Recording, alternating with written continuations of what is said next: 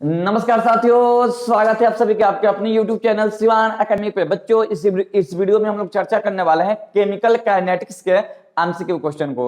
यानी बच्चों, इस वीडियो में हम लोग 2011 से लेकर 2022 तक के परीक्षाओं में जितने भी क्वेश्चन केमिकल काइनेटिक्स से पूछे गए हैं उन सारे क्वेश्चन को आज हम लोग सोल्यूशन के साथ यानी कि एक्सप्लेनेशन के साथ सबका आंसर हम लोग देखेंगे। तो आइए आज का क्लास शुरू करते हैं। और क्लास शुरू होने से पहले आप सभी से आग्रह है कि इस वीडियो को ज्यादा से ज्यादा शेयर कर दीजिए, ठीक है। तो आइए आज का क्वेश्चन देखते हैं। आज का क्वेश्चन है बच्चों कि प्रथम कोटि की अभिक्रिया। आज का क्वेश्चन है बच्चों, प्रथम कोटि की अभिक्रिया का वेग स्थिरांक का इकाई क्या होता है। यानी कि आपको यूनिट बताना है किसका, तो आपको यूनिट बताना है बच्चों कि प्रथम कोटि अभिक्रिया के लिए वेग स्थिरांक की इकाई क्या होती है। वेग स्थिरांक की इकाई बताना बच्चों। तो प्रथम कोटि अभिक्रिया की बात करें तो ऐसे होता है प्रथम कोटि की अभिक्रिया, ठीक है। यानी कि अगर R बराबर लिखे तो K और A, यहाँ पे पावर कितना होगा 1 होगा बच्चों, ठीक है। तो अगर हम इसका वेग स्थिरांक का इकाई निकाले तो क्या हो जाएगा बच्चों, R बराबर A हो जाएगा, ठीक है बच्चों।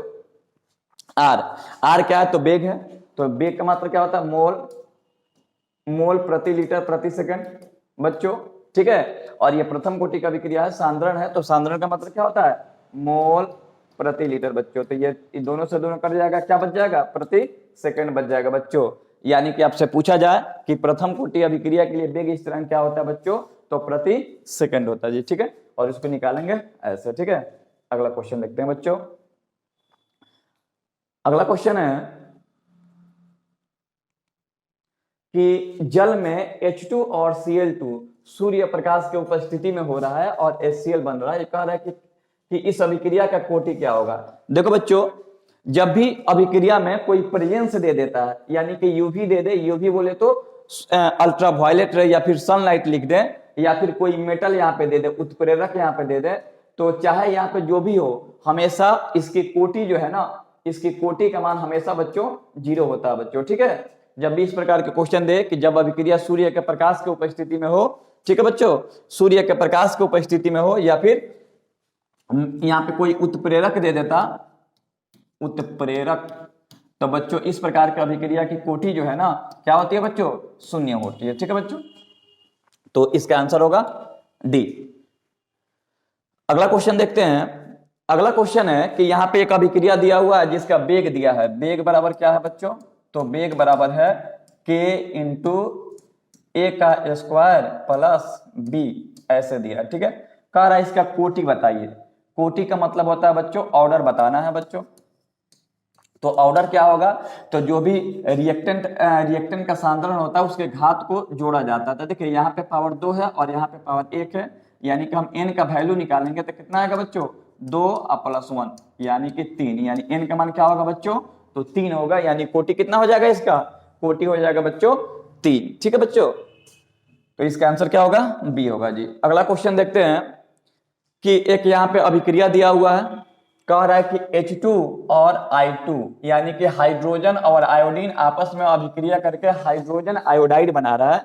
तो कह रहा है कि बताइए कि साम्य स्थिरांक Kp किस पे निर्भर करता है बच्चों, ठीक है। तो साम्य स्थिरांक की जब भी बात करें ना तो साम्य स्थिरांक किस पे डिपेंड करता है बच्चों, तो टेम्परेचर के ये समानुपाती होता है, टेम्परेचर पे ये डिपेंड करता है, ठीक है। तो ऑप्शन में दिया पूर्ण दाब पर, ये गलत बात है। उत्प्रेरक पर, ये भी गलत है। H2 और H2 के मात्रा पर, ये भी गलत है बच्चों। आंसर क्या होगा, तापक्रम पर, ठीक है। यानी कि साम्य स्थिरांक किस पर निर्भर करेगा, ताप पर निर्भर करता है। अगला क्वेश्चन देखिएगा। अगला क्वेश्चन है किसी रासायनिक अभिक्रिया का वेग प्रभावित होता है। कह रहा है कि किसी रासायनिक अभिक्रिया का वेग किससे प्रभावित होता है। ऑप्शन है ताप से, दूसरा ऑप्शन है दाब से, तीसरा सांद्रता और चौथा तनुता। देखो बच्चों, अगर इसमें ऑप्शन में रहता कि इनमें से सभी, तो हम लोग इनमें से सभी कर देते, लेकिन अभिक्रिया का वेग अगर सबसे अधिक प्रभावित होने की बात करें ना तो सबसे अधिक किससे प्रभावित होता है, ताप से प्रभावित होता है। तो बच्चों इसका आंसर यहाँ पे इस ऑप्शन के, इस क्वेश्चन के लिए इसका ऑप्शन होना चाहिए ए। और हम लोग जाएंगे किस ऑप्शन के साथ, ए ऑप्शन के साथ जाएंगे, ठीक है। अगला क्वेश्चन देखते हैं कि किसी प्रथम कोटि की अभिक्रिया का वेग स्थिरांक निर्भर नहीं करता है। देखो बच्चों, इस क्वेश्चन को ऐसे देना चाहिए कि किसी प्रथम कोटि अभिक्रिया में अर्ध आयुकाल जो होता है किस पे डिपेंड करता है, ठीक है ना। तो अगर वैसा क्वेश्चन आता है ना तो हम लोग ऐसे निकालते इसका अर्ध आयुकाल, 0.693 यानी कहता है कि किस पे निर्भर नहीं करता है, तो ताप पर तो निर्भर करता है, दाब पर भी करता है, अब संकीर्ण ऊर्जा पे, यानी कि ये आपका सी नंबर ऑप्शन होता, लेकिन क्वेश्चन में थोड़ा सा बदलाव करना पड़ता और इसका आंसर क्या हो जाता? अभिकारकों की सांद्रता पर निर्भर नहीं करता। क्या? तो प्रथम कोटि की, याद रखिएगा, प्रथम कोटि की अर्ध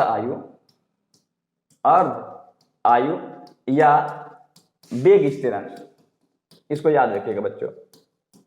वेग स्थिरांक सांद्रता पर निर्भर नहीं करता है। किसके सांद्रता पे? तो अभिकारक के सांद्रता पर निर्भर नहीं करता है बच्चों। याद रखिएगा बच्चों कि प्रथम कोटि का अर्ध आयु काल या वेग स्थिरांक जो होता है किस पे निर्भर नहीं करता बच्चों? तो ये निर्भर नहीं करता किस पे? तो सांद्रता पर निर्भर नहीं करता। किसकी सांद्रता? तो अभिकारक का। तो आंसर क्या हो जाता बच्चों? इसका आंसर हो जाएगा सी। अगला क्वेश्चन देखते हैं कि किसी रासायनिक अभिक्रिया में ढाल का मान खींचा जाता है। देखो बच्चों, कह रहा है कि किसी रासायनिक अभिक्रिया में ढाल का मान कैसे खींचा जाता है, यानी कि स्लोप कैसे निकाला जाता है। ऑप्शन है ताप और दाब के मध्य, ये तो होता ही नहीं है, ठीक है। दूसरा दाब एवं सांद्रता के मध्य, ये भी गलत है। तीसरा ताप एवं पी रूट, ये भी गलत है। ऑप्शन होगा इसका सी। और आइए कैसे खींचेंगे इसको समझिएगा। ये है लॉग के और 1/t। लॉग के और 1/t के बीच जब ग्राफ खींचा जाता है बच्चों, तो हमेशा ग्राफ ऊपर से नीचे आता है, यानी कि समय के साथ अभिकारक की सांद्रता घटती है। इसको बोलते हैं ढाल, ठीक है बच्चों।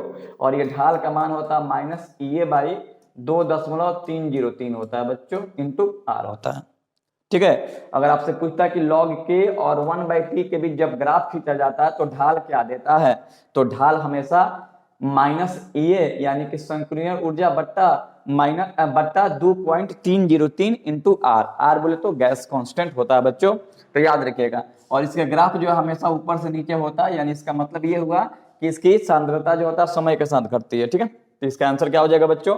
log k और 1/t के मध्य ग्राफ खींचा जाता है तो क्या प्राप्त होता है? ढाल प्राप्त होता है। इसको ढाल कहते हैं, स्लोप कहते हैं बच्चों, ठीक है। चलिए जी आगे वाला क्वेश्चन देखते हैं। नेक्स्ट क्वेश्चन है कि निम्न में कौन सी रासायनिक अभिक्रिया प्रकाश द्वारा होती है। देखिए बच्चों, आप लोग एक अभिक्रिया पढ़े होंगे, फोटोसिंथेसिस, यानी कि प्रकाश रासायनिक अभिक्रिया। वैसी रासायनिक अभिक्रिया जो प्रकाश की उपस्थिति में संपन्न होती है।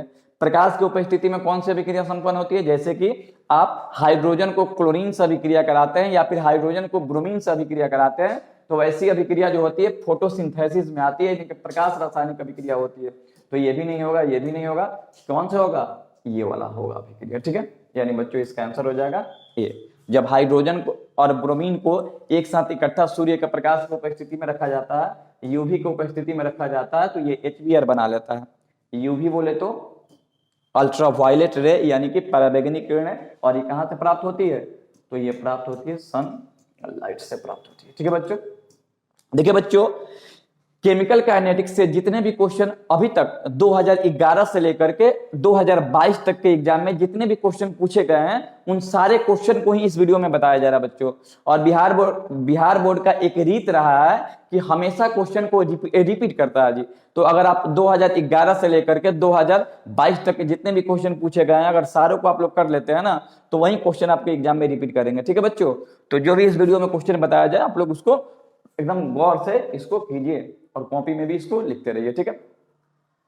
अब चलिए बच्चों, यहाँ पे एक अभिक्रिया दिया है बच्चों। अभिक्रिया क्या है कि 2A + B और ये बन रहा है A2B, ठीक है बच्चों। A2B बन रहा है,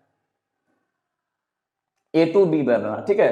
कह रहा है कि A की सांद्रता को दुगुना कर दे। क्या कर दे बच्चों? A की सांद्रता को दुगुना कर दिया जाए तथा B की सांद्रता को आधा कर दिया जाए, तो अभिक्रिया की दर क्या होगी बच्चों? ठीक है बच्चों, तो पहले देखिए अभिक्रिया की दर लिखने का फॉर्मूला क्या होता है? R, ठीक है। दर लिखने का फॉर्मूला होता है कि जो भी अभिकारक में कोएफिशिएंट होते हैं, यानी कि संख्या होता है, उसको ऐसे लिखा जाता है, कर दिया जाए तो इस अभिक्रिया की दर क्या होगी? कह रहा है कि 4 गुना बढ़ जाएगा, कि दो गुना बढ़ जाएगा, कि दो गुना से अधिक हो जाएगा, कि अपरिवर्तित होगा। देखो बच्चों, इसको निकालने का फॉर्मूला क्या क्या होता है कि आप के लिखते हो, ठीक है, के लिखते हो और a के पावर 2 इंटू बी के पावर 1, यही लिखने का तरीका होता है। इसी को रेट इक्वेशन कहते हैं बच्चों, ठीक है। रेट इक्वेशन आप इसको लिख दिए। अगर हम पहला स्थिति की बात करें तो क्या हो जाएगा R1, ठीक है बच्चों। अब क्या कह रहा है आपसे कि अब आपसे कह रहा है कि अब आपको करना क्या है कि अब जो प्रारंभिक सांद्रता था ना उसको आपको कर देना है कितना, 2 गुना, यानी a की सांद्रता b नहीं रखना है, 2a रखना है, ठीक है बच्चों। और b की सांद्रता b नहीं रखना है, क्या रखना है बच्चों, तो b की सांद्रता को आधा कर दे बच्चों। बहुत बार ये क्वेश्चन पूछा है, तो ये 1/2b हो जाएगा बच्चों। तो अब कह रहा है कि R2 क्या होगा ये आपको बताना है बच्चों, ठीक है। तो अगर हम R2 निकाले इसका तो क्या होगा, k का k, ठीक है। अब जहां पे a लिखते थे वहां a नहीं लिखेंगे, क्या लिखेंगे, 2a, तो 2a का स्क्वायर और इंटू लिखा जाता है, इंटू है, और b का मान क्या है, 1/2b है बच्चों, ठीक है, ऐसे है। चलिए तो इसको आप हल करें, R2 का R2 और ये k का k, और देखिए तो 2 का स्क्वायर कितना होता है, 4, ठीक है, और a को ऐसे ही रहने दें, और b का 1/2, तो 1/2 को बाहर निकाल दीजिए, लिखे 1/2, ऑब्जेक्टिव ही ना, 2 दूना 4 हो जाएगा, ठीक है। R2 हो जाएगा, ठीक है। तो अब 2 को बाहर निकालेगा तो लिखो 2k a के पावर 2 और b1, बच्चों ध्यान दीजिएगा, देखिएगा जी। तो R2 का R2, 2 का 2, और देखिए तो यहाँ पे k, यहाँ पे देखिए क्या लिखे हैं कि R1 इक्वल टू क्या होता है, k इंटू a के पावर 2 और b के पावर 1, तो इसको हम लिख दे R1। तो यानी कि जब हम सांद्रता a की सांद्रता को दोगुना करें और b की सांद्रता को आधा करें तो अभिक्रिया की जो दर प्राप्त होगी वो दोगुनी हो जाएगी बच्चों, क्या हो जाएगी, दोगुनी हो जाएगी। तो आइए यहाँ पे देखते हैं, दो कह रहा है कि 4 गुनी बढ़ जाएगी, गलत है, 2 गुनी कम हो जाएगी, गलत है, 2 गुनी अधिक हो जाएगी, ये सही है बच्चों। यानी इसका आंसर क्या हो जाएगा, सी हो जाएगा बच्चों, ठीक है। अगला क्वेश्चन देखते हैं। अगला क्वेश्चन है कि अधिकांश अभिक्रिया के लिए संक्रियण ऊर्जा 50 किलो जूल है। देखिएगा कह रहा है कि संक्रियण ऊर्जा का मान दिया है कितना, तो दिया है 50, संक्रियण ऊर्जा का मान दिया है बच्चों 50 किलो जूल प्रति मोल दिया हुआ है, ठीक है बच्चों। कह रहा है कि ताप गुणांक बताइए। एक्चुअली बच्चों ताप गुणांक और संक्रियण ऊर्जा कहां से प्राप्त होता है, तो आर्हेनियस के इक्वेशन से प्राप्त होता है कि log K2/K1 इक्वल टू क्या होता है, EA बट्टा 2.303 into log T2 minus T1, और ये क्या होता है, T1 इंटू T2 होता है। तो यहीं से निकलता है। तो जब हम लोग इसका रेशियो निकालेंगे ना, रेशियो निकालेंगे ताप गुणांक का, तो बच्चों ताप गुणांक का रेशियो इसको याद रखिएगा, इसका डेरिवेशन भी होता है लेकिन ऑब्जेक्टिव है तो इसको याद ही रखिएगा कि KT plus 10 equal to KT का वैल्यू जो होता है हमेशा किसके सिमिलर होता है, तो ये सिमिलर होता है 2 के सिमिलर होता है। तो इसका ताप गुणांक कितना होगा, लगभग 2 होगा, ठीक है बच्चों। अगर आपसे रेंज पूछ दिया जाए कि ताप गुणांक का रेंज बता दीजिए कि KT और, ठीक है, इस ताप गुणांक का रेंज बताइए, तो रेंज होता है 2 से लेकर 3 के बीच होता है बच्चों रेंज, ठीक है। तो रेंज 2 से 3 याद रखिएगा, और इसका अनुपात कितना होगा, ताप गुणांक कितना होगा बच्चों, तो लगभग 2 होता है, ठीक है बच्चों। 2 से 3 तो लगभग 2 ही आएगा, ठीक है। तो इसको याद रखिएगा, बी नंबर ऑप्शन। रेंज कितना होता है, 2 से 3 के बीच होता है बच्चों। अगला क्वेश्चन, एक रासायनिक अभिक्रिया में 300 केल्विन तथा 280 केल्विन, बच्चों बहुत ही इंपॉर्टेंट क्वेश्चन है जी। क्वेश्चन कह रहा है कि एक रासायनिक अभिक्रिया में 300 केल्विन और 280 केल्विन पर कराई जाती है। एक रासायनिक अभिक्रिया 300 केल्विन तथा 280 केल्विन पर कराई जाती है, तो वेग स्थिरांक क्रमशः K1 और K2 का मान क्या होगा बताना है बच्चों, ठीक है। बहुत ही सुंदर क्वेश्चन है जी। एक अभिक्रिया, सुनिए बच्चों, एक अभिक्रिया कराई जा रही है कितने पे, तो 300 केल्विन पे कराई जा रही है। और जब 300 केल्विन पे कराई जा रही है तो इसका वेग स्थिरांक कितना है जी, रेट कांस्टेंट K1 है, ठीक है बच्चों। दूसरा समझिएगा, जब अभिक्रिया के ताप को और घटाया जाता है, जब अभिक्रिया के ताप को घटाकर किया जाता है 280 केल्विन, तो इसका कांस्टेंट कितना हो रहा है, रेट कांस्टेंट का मान है इसका K2। तो कह रहा है कि K1 और K2 का अनुपात बताइए, आपको पूछा है। बच्चों आप एक बात पढ़े हैं पहले का, ये आप जानते होंगे कि आर्हेनियस ने बताया था, आर्हेनियस के द्वारा बताया गया था कि 10 डिग्री सेल्सियस ताप में वृद्धि करने से अभिक्रिया की दर 2 गुनी हो जाती है, 2 गुनी हो जाती है बच्चों, 2 गुनी हो जाती है। बच्चों ध्यान दीजिएगा कि अगर किसी रासायनिक अभिक्रिया के ताप में 10 डिग्री की वृद्धि कर देना तो अभिक्रिया की दर कितनी हो जाती है बच्चों, तो 2 गुनी हो जाती है। अब यहां पे समझिए बात को, कितनी गुनी हो जाती है बच्चों, 2 गुनी हो जाती है। ठीक है, अगर हम यहाँ पे अंतर निकाले ताप का, ताप में अंतर, तो बच्चों क्या आएगा ताप में अंतर, तो ताप में अंतर पहले अभिक्रिया 300 पे हो रही थी, अब अभिक्रिया कितने पे हो रही है, 280 पे, यानी कि 20 डिग्री सेल्सियस की कमी हो रही है, सेल्सियस की कमी हो रही है बच्चों। आर्हेनियस ने क्या बताया था जी, आर्हेनियस ने बताया था कि 10 डिग्री वृद्धि करेंगे तो 2 गुनी हो जाएगी। तो उसी का अगर उल्टा पड़े तो 10 डिग्री अगर कमी कर दे, 10 डिग्री कमी कर दे, अच्छा बताइए, अगर 10 डिग्री सेल्सियस वृद्धि कर रहे हैं तो कितनी हो जा रही है, 2 गुनी हो जा रही है। तो 10 डिग्री कमी करेंगे, 10 डिग्री ताप में कमी करे, ताप में कमी करे, कमी करने से क्या हो जाएगा, 1/2 गुनी हो जाएगी दर हो जाएगी। तो अगर 20 डिग्री कमी करें तो कितनी हो जाएगी, तो 1/4 गुनी हो जाएगी, 4 गुनी हो जाएगी। तो देखिए, तो पहला क्या थी, वेग स्थिरांक K1 था, दूसरा का क्या था, K2 था। तो ये K2 का मान क्या होगा जी, 1/4 K1 होगा। यानी कि पहले देखिए, पहले अभिक्रिया का दर K1 था, दूसरा में K2 था, और दूसरे स्थिति में देखिए ताप घट रहा है 20 डिग्री सेल्सियस। तो जो ये दूसरा का जो दर होगा, दर स्थिरांक होगा, वो पहले का अपेक्षा क्या होगा, 1/4 होगा। तो जब आप भाग दीजिएगा तो K2 इक्वल टू क्या आएगा, 0.25 K1 आएगा बच्चों। यानी कि पहले के यानी कि दूसरे का जो दर होगा ना, पहले की अपेक्षा क्या होगा, उसमें कमी आएगी, और वो कितनी हो जाएगी, 1/4 होगी, यानी कि 0.25 होगी। तो ऑप्शन में देखिए ये दिया है C number option, K2 equal to क्या दिया बच्चों, दिया है K2 इक्वल टू 0.25 हो जाएगा। ठीक है, तो आंसर हो जाएगा आपका सी हो जाएगा जी। अगला क्वेश्चन देखिएगा बच्चों, अगला क्वेश्चन कह रहा है कि अभिक्रिया की संक्रियण ऊर्जा निर्धारित की जाती है।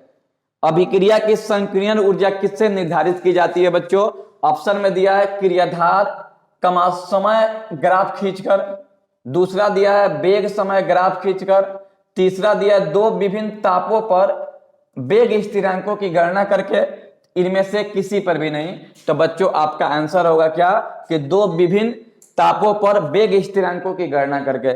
आप कहिएगा कैसे, तो देखिए फॉर्मूला होता है लॉग, आर्हेनियस का इक्वेशन भी कहते हैं इसको, log K2/K1, K2/K1 equal to EA/2.303 R into क्या होगा, लॉग 1/T1 माइनस 1/T2 होता है बच्चों। ठीक है, तो संक्रियण ऊर्जा कैसे निकाला जाएगा, माइनस लगा दीजिएगा, संक्रियण ऊर्जा कैसे निकाला जाएगा, तो विभिन्न तापों पर वेग स्थिरांकों की गणना करके निकाला जाएगा बच्चों। तो आपका आंसर हो जाएगा सी। अगला क्वेश्चन देखिए, कह रहा है कि H+, यहां पे अभिक्रिया दिया है H+ और OH-, ठीक है, और बन रहा है क्या जी, H2O। ठीक है, अब ध्यान से देखिए, तो H+ का मतलब होता है एसिड और OH का मतलब होता है बेस। ठीक है बच्चों, और आप जानते हो कि जब एसिड और बेस आपस में अभिक्रिया करता है तो अभिक्रिया क्या होती है, उदासीन होती है, उदासीन। आप पढ़े होंगे कि जब भी अभिक्रिया आयनों के बीच होती है तो अभिक्रिया अत्यधिक तीव्र होती है बच्चों। क्या होती है, तीव्र, क्योंकि जब आयनों के बीच अभिक्रिया होती है ना, तो तो उसको कंप्लीट होने में महज 10 के पावर माइनस 10 सेकंड से लेकर 10 के पावर माइनस 12 सेकंड का समय लगता है बच्चों। ठीक है, तो जब भी आयन के बीच अभिक्रिया होगी, आयनों के बीच अभिक्रिया, तो अभिक्रिया क्या होती है बच्चों? तीव्र होती है जी। ठीक है, अगला क्वेश्चन देखिए कि कह रहा है कि एक रेडियो एक्टिव पदार्थ का विघटन स्थिरांक इतना आवर है, तो कह रहा है कि इसका अर्ध आयु काल बताइए क्या होगा। अर्ध आयु काल बताना है जी, यानी कि इसमें के का मान दिया है, या फिर इसको आप लेमडा भी कह सकते हैं, 0.58 प्रति हर्ज दिया है जी, प्रति हर्ज। तो कह रहा है कि बताइए कि हाफ लाइफ क्या होगा बच्चों, ये आपको बताना है जी। तो बच्चों आप हाफ लाइफ का इक्वेशन क्या जानते हैं? तो आप हाफ लाइफ का इक्वेशन जानते हैं कि T1/2 इक्वल टू होता है 0.693 और क्या होता है जी 0.58 हर्ज प्रति हर्ज। तो हर्ज ऊपर चला जाएगा तो क्या बचेगा 0.693 और यहाँ पे क्या होगा 0.58 और ये हर्ज हो जाएगा। जब आप इसको कटाओगे बच्चों तो इस कट करके आएगा कितना, तो आएगा 1.2 हर्ज आएगा बच्चों। ठीक है, तो ये रहा आपका आंसर। ठीक है, यानी बच्चों इसका आंसर होगा सी। अगला क्वेश्चन देखिए,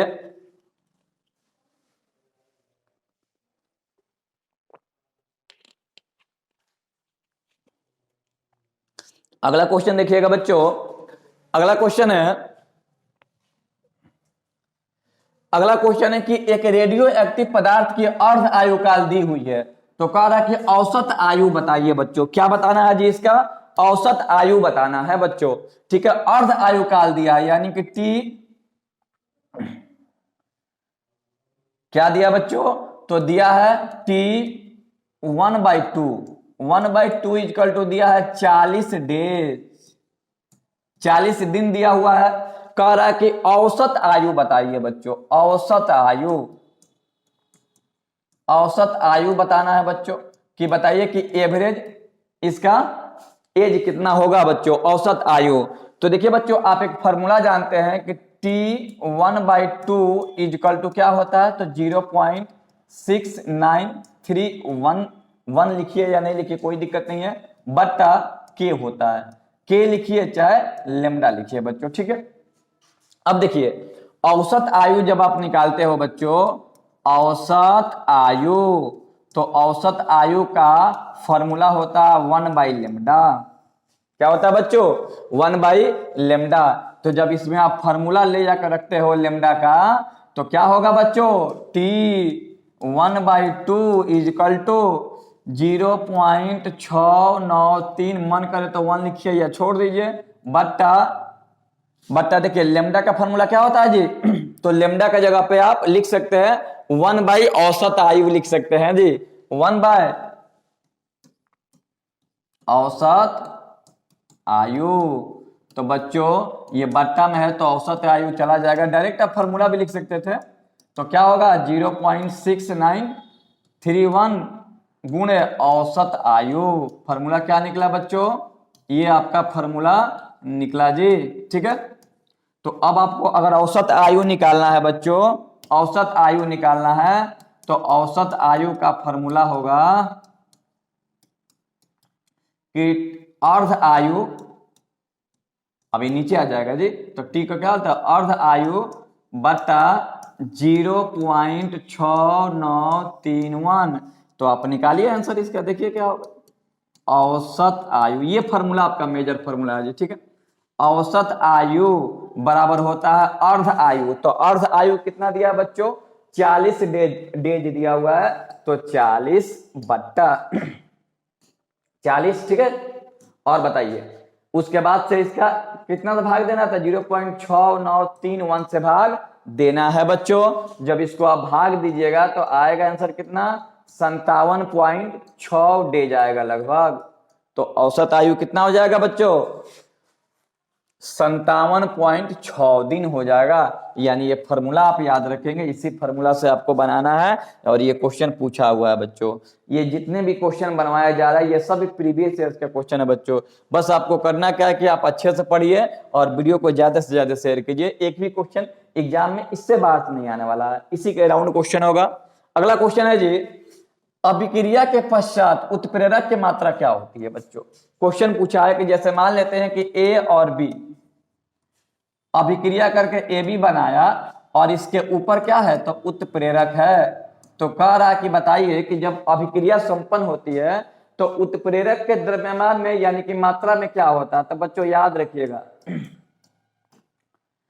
उत्प्रेरक क्या करता है, उत्प्रेरक का काम होता है किसी रासायनिक अभिक्रिया में अभिक्रिया के वेग को घटा देना या बढ़ा देना, ठीक है, यही काम होता है। ये अभिक्रिया में भाग नहीं लेता है। उत्प्रेरक किसी रासायनिक अभिक्रिया में भाग लिए बिना अभिक्रिया की गति को घटा या बढ़ा देता है, इसीलिए उत्प्रेरक को हमेशा कहाँ रखते हैं जी, एरो साइन पे रखा जाता है, ठीक है। तो बच्चों याद रखिएगा उत्प्रेरक की मात्रा हमेशा अपरिवर्तित रहती है क्योंकि ये तो भागे नहीं लेता है, तो ना मात्रा घटेगी ना ही मात्रा बढ़ेगी, यानी कि अपरिवर्तित रहती है बच्चों, ठीक है। अगला क्वेश्चन है 16 नंबर, किसी रासायनिक अभिक्रिया में वेग निर्धारित होती है। कह रहा है कि रासायनिक अभिक्रिया में वेग कैसे निर्धारित होती है, तो याद रखिएगा मंद पे, जब अभिक्रिया मंद होती है तब इसका निर्धारण किया जाता है बच्चों, ठीक है। अगला क्वेश्चन देखिएगा, अगला क्वेश्चन है कि निम्नलिखित में कौन सही है, आपको बताना है कि कौन सही है। पहला ऑप्शन है के, आपको बताए थे कि ताप गुणांक और वेग स्थिरांक में क्या संबंध होता है, तो आपको बताए थे होता क्या है जी, तो के टी प्लस 10 बट्टा के टी। जब ये विभिन्न तापों पर इसका वैल्यू निकाला जाता है तो ये लगभग बराबर होता है किसके, 2 का बराबर होता है बच्चों। तो देखिए तो, और रेंज बताए थे कहां से कहां तक होता है, तो 2 से लेकर 3 तक इसका रेंज होता है बच्चों। तो ये गलत है, पहले क्वेश्चन में चर्चा, ये भी गलत है, ये भी गलत है, ये सही है बच्चों, इसकी चर्चा हो चुका है। और इसमें क्वेश्चन दिया था जी 50 किलो जूल प्रति मोल वाला संक्रियन ऊर्जा का क्वेश्चन दिया था, यानी इसका आंसर होगा बच्चों बी, इसका आंसर होगा जी, ठीक है। अगला क्वेश्चन देखिएगा, अगला क्वेश्चन दिया है कि K equal to C into E by R T. अब इसको देखो ऐसे भी लिखा जाता है, आर्हेनियस इक्वेशन है, ठीक है। K इजकल टू लिखा जाता है A इंटू ई के power E A by R T होता है, ठीक है। कह रहा है कि बताइए कि इसमें ए क्या है, तो ऑप्शन है आवृत्ति गुणांक को, एक किसको कहते हैं, आवृत्ति गुणांक को, क्रियाशील ऊर्जा को, कार्यात्मक अणु को, किनमें से कोई नहीं। तो बच्चों याद रखिएगा ए का मतलब होता है आवृत्ति गुणांक को ए कहा जाता है बच्चों, ठीक है। ए नहीं, ए यहाँ पे सी के बराबर है बच्चों, ठीक है ना, इसमें ए लिखा है उसमें सी, दोनों सांद्रण को ही बताता है बच्चों। तो इसका आंसर क्या होगा, ये आंसर होगा, ठीक है बच्चों। अगला क्वेश्चन देखिएगा, कह रहा है कि यदि किसी वेग स्थिरांक की इकाई m प्रति सेकंड है तो अभिक्रिया की कोटि क्या होगी बच्चों, ये आपसे पूछा है। तो बच्चों याद रखिएगा m का मतलब है यहाँ पे मोलारिटी, मोलारिटी। तो बच्चों मोलारिटी का मात्रक क्या होता है, मोल प्रति लीटर। तो आइए इसका मात्रक रखते हैं, m किसका मात्रक होगा जी, मोल। चलिए बच्चों किसका मात्रक होगा जी, ये मोल। क्या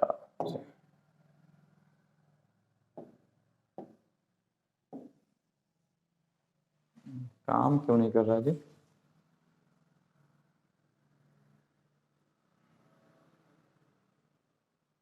चलिए जी। तो कह रहा कि वेग स्थिरांक में ये क्या हुआ, टेक्नीशियन साहब क्या हो गया इसमें,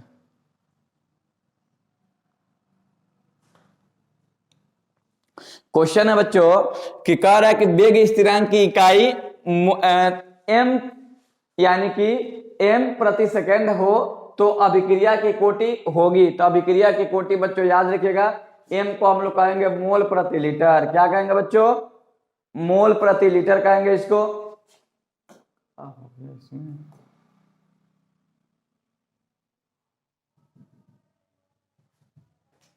मोल प्रति लीटर, तो बच्चों ये होगा मोल प्रति लीटर और ये हो गया प्रति सेकंड, यानी कि मोल प्रति लीटर प्रति सेकंड। तो ये किसमें होती है, शून्य में तो होगा नहीं, सॉरी 1 में तो होगा नहीं, तो इसकी अभिक्रिया हो जाएगी शून्य कोटि की अभिक्रिया हो जाएगी बच्चों। क्या हो गया जिसमें टेक्निकल फॉल्ट, तो इसका आंसर हो जाएगा बच्चों ए, इसका आंसर होगा जी, इसका आंसर क्या होगा, ए होगा।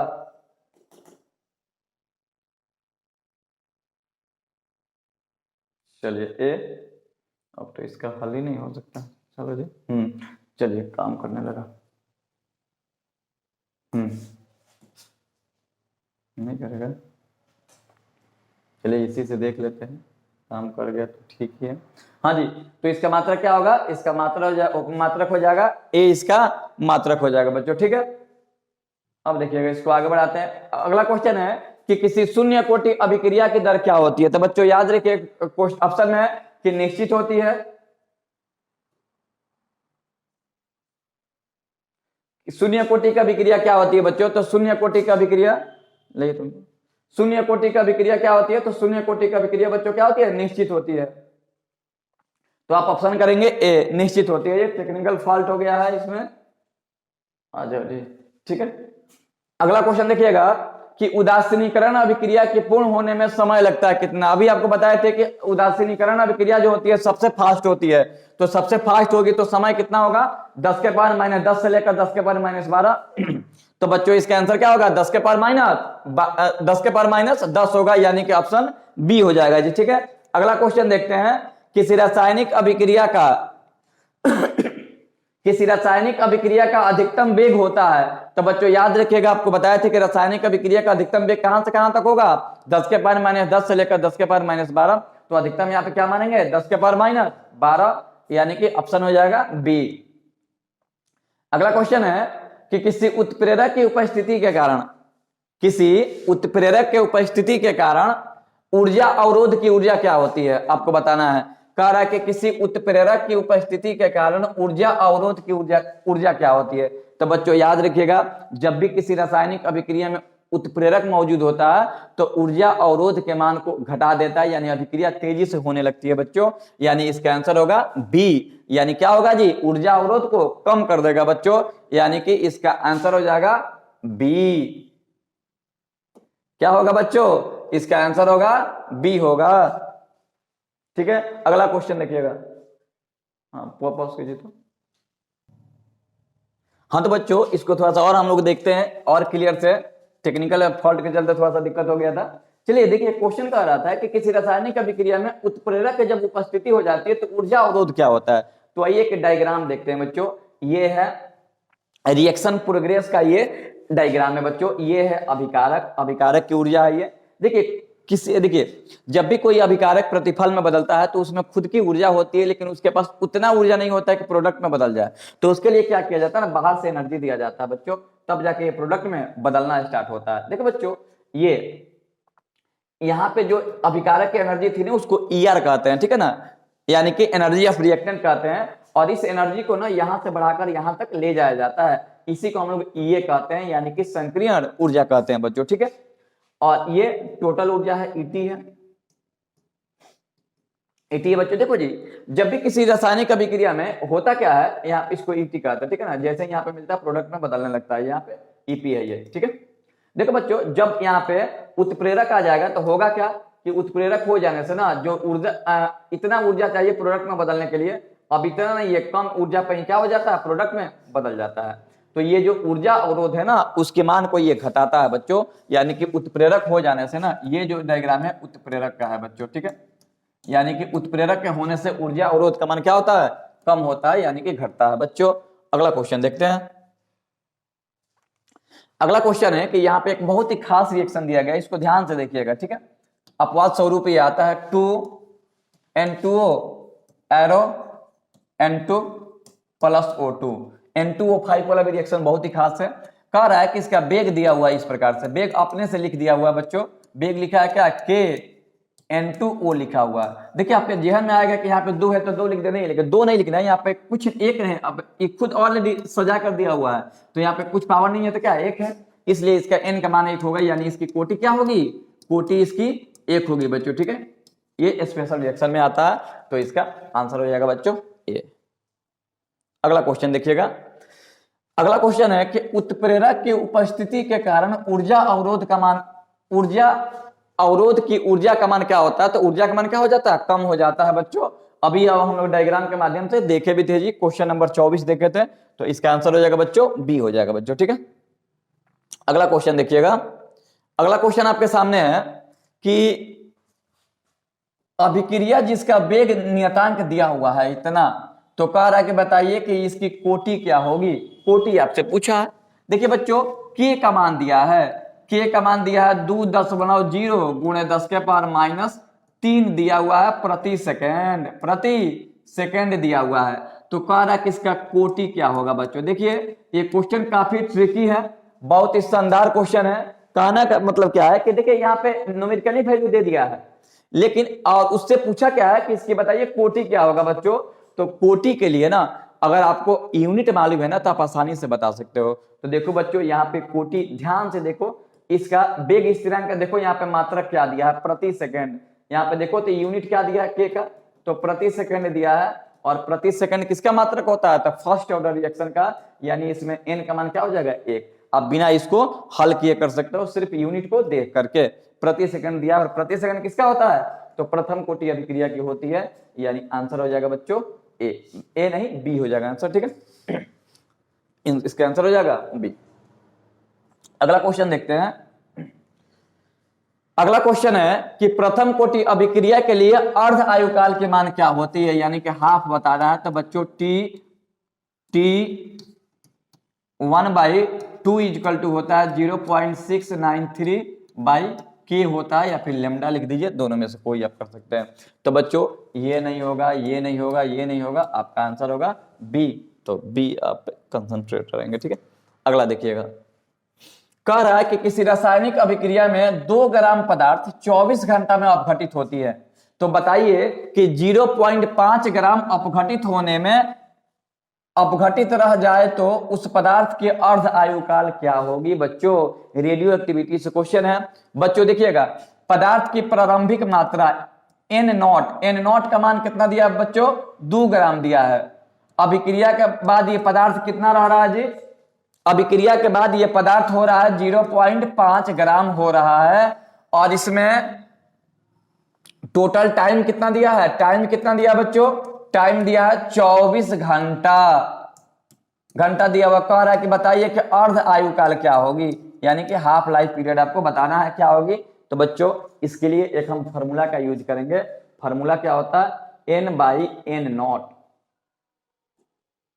ठीक है, 1/2 के पावर n, ये होता है फॉर्मूला जी, ठीक है। तो चलिए n का मान कितना है, तो देखिए 0.5, और n0 का मान कितना है 2, ठीक है। और ये भी ग्राम और ये भी ग्राम, ब्रैकेट में लिख दे इसको। 1/2 के पावर n होता है जी। तो अगर हम इसको कटाए तो लिख दे 5 के पावर, देखिए 0.5 को आप बदलिएगा तो 5/10 लिख सकते हो। तो 5/10 लिख दे, और नीचे क्या है 2 है बच्चों, ग्राम से ग्राम तो कैंसिल है ना। चलिए 1/2 के पावर 8, अगर हम इसको कटाए तो 5 दूना 10, यानी कि 2 गुणे 2, इसको लिख सकते हैं बच्चों 2 के पावर 2 लिख सकते हैं, लिख सकते हैं बच्चों, ध्यान दीजिएगा, कहिएगा कैसे।